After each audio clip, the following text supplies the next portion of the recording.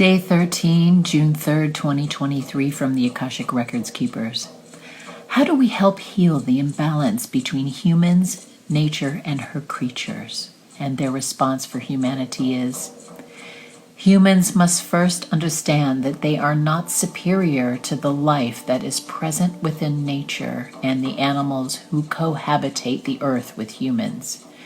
You are equal to everything that is alive, and you are sacred within the divine source that emanates across and within all living matter.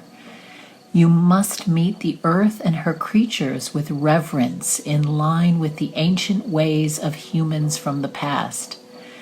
Nature and other living matter respond to the vibrational energies of humans, especially in the way you interact with both of the other realms.